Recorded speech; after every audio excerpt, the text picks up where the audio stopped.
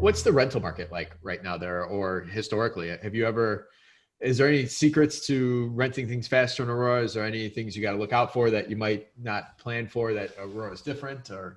Yeah, I mean, we can talk about the rental licensing program a little bit. That was gonna be my next question. So you beat me Yeah, I mean, that's, you know, it's not, it used to be a pretty unique thing 10, 15 years ago, but now a lot of villages have incorporated their own program. And, you know, Mark, I'm sure, you know, just like myself, it's a struggle keeping up with what makes each village different. And you wish the state of Illinois would just standardize something for everybody, but it's just not that easy.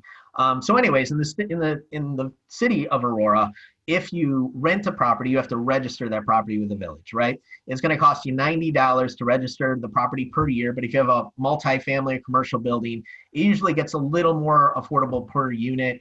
We won't go down that rabbit hole, but $90 a year, right? And then the city is going to want to inspect on an annual basis, unless you're lucky enough to get a buy, which happens more often than not, in which case they'll inspect every other year. But for this year, you know, for what it's worth, they canceled all inspections because of coronavirus and COVID-19, which, you know, that's music to my ears, frankly. So one less thing to do.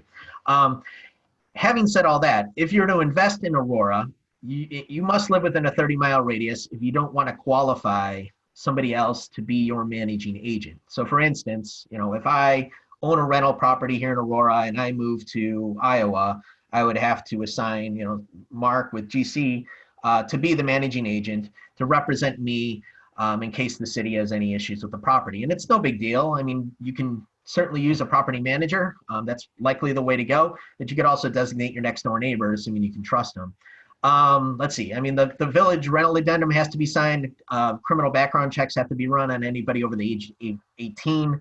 If you miss inspections, if you don't re-register your property, there's huge fines attached to that. So you got to make sure you or your managing agent's on top of that. And the city just went to an online system, which is finally, right? That makes things much easier than having to mail everything in. And if you decide not to get a managing agent, you have to take that 8-hour landlord class, which the police department hosts quarterly. And it's more or less working with police, criminal background type stuff.